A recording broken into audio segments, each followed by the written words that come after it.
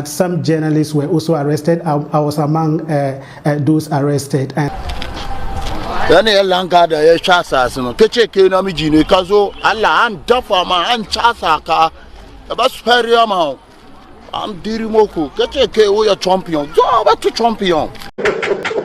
hello guys and welcome back to the channel. My name still remains Alexander Nyako. You can just call me SRC. On today's segment, I'm going to talk about the BBC journalists versus the Ghana police. Now, the whole issue has to do with the Occupy Jurlobi House demonstration. Now, I'm going to actually give you a gist about that. But before that, guys, let's have the intro.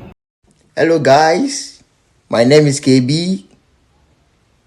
Please subscribe to SRC TV for amazing news in Ghana, KNUST, and everywhere around the world. Bye. SRC TV. Uye.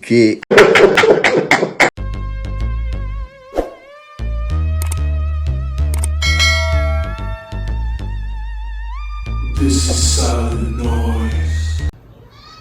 Alright guys, welcome back. So yes, the Occupy Jurlobi House demonstration. Now, Jurlobi is basically a Ghana word. So Julo is like a thief and then B is like a child. And it's actually a name that emanated from Jubilee House. So it's more or less like a name that they brought out of Jubilee House as Jurlobi House. So more or less like, you know, thieves, still those type of things. So the whole issue or the whole issue about the demo is that they are trying to seek redress towards pertinent issues such as health issues in relation to our health, economic hardship, corruption scandals, etc. So it's a peaceful march to, of course, the president's abode, which is the Jubilee House, which has now been rebranded by the protest as, you know, Jurlobi House. So yes, on that part, the demonstration was supposed to happen for a 3-day period, which is from 21st September, which is on a Thursday, to Saturday, 23rd of September. However, on Thursday, what was supposed to be a peaceful walk was disrupted by police service arresting some personnel. 49 personnel were actually arrested.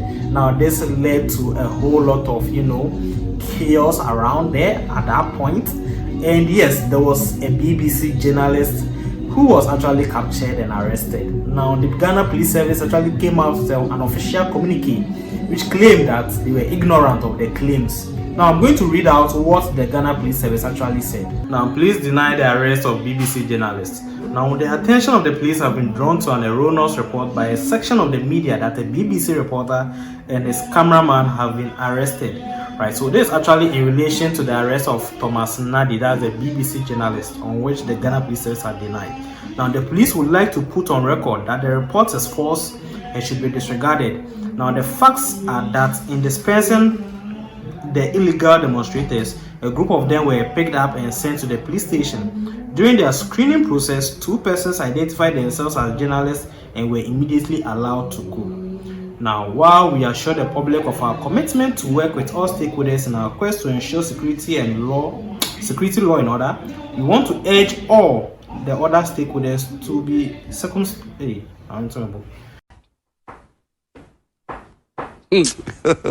to be circumspect in the discharge of their responsibilities, since they have implications on the image and reputations of stakeholders. So yes, that was the reportage from the Ghana Police Service. Now, the BBC journalist Thomas Nadi has come out to actually claim that yes, he was actually arrested. Now, Thomas Nadi on a reportage to BBC, this was what he had to say. Let's watch this video. The second day of protests.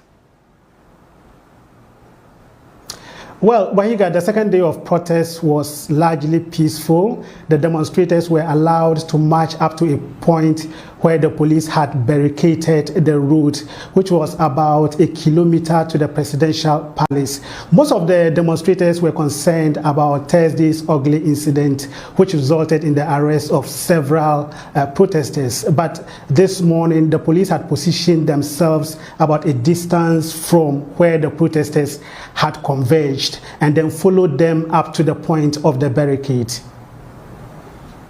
Well, Thomas, for those who may have just sort of learned what's happening in Ghana, there were concerns about excessive use of force by the police. What more can you tell us on that? Well, as you read in your intro, the 49 protesters who were arrested have now been released after being charged with unlawful assembly. Some journalists were also arrested. I was among those arrested. And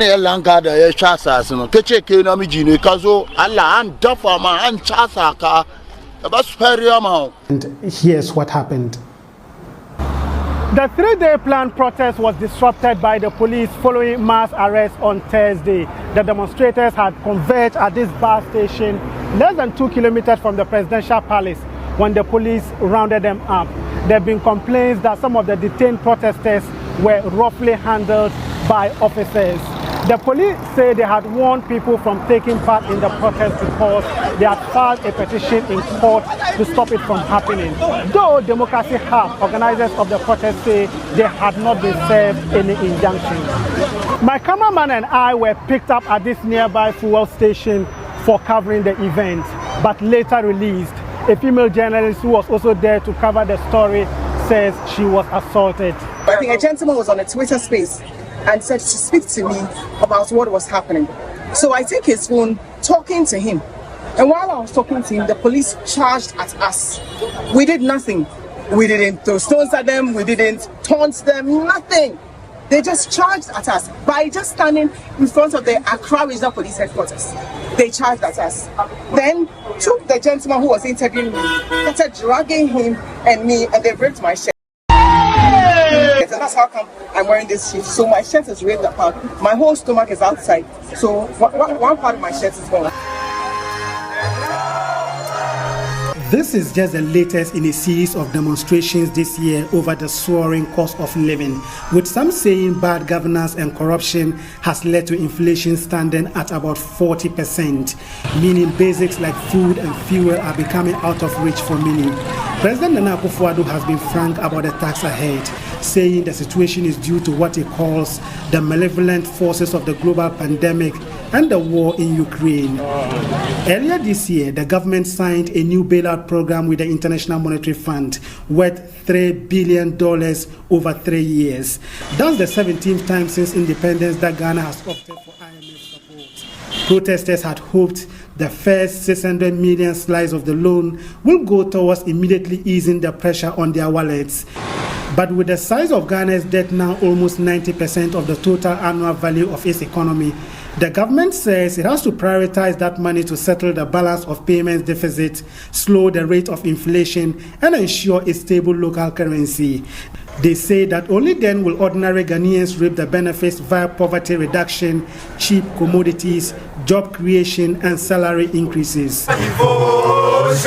For now, there seems to be a gap between the expectations of what the IMF loan will immediately accomplish and the reality of what the government says it actually has to be used for. And with elections just over a year away, time is running out for the government to close that gap. Thomas Nadi, BBC News, Accra. Thomas, clearly a very eventful last 2 days. Any official statement from the government? Well, the government has not issued any official statement about Thursday's ugly incident, but the Ghana Journalists Association has issued a statement today to condemn the actions of the police, and they have also been widely condemned in the country. All right, guys, so there you have it. Thomas Nadi, the BBC journalist, actually putting on the claim that yes, he was indeed arrested, and in fact he had a very interesting coverage of the whole issue. So guys, that is it with regards to the BBC journalist and the Ghana Police Service. Indeed, this is what I call the catch and release mechanism. All right, guys, if you enjoyed this video, kindly hit the subscription button and stay tuned for more. Till we meet again, it's bye for now.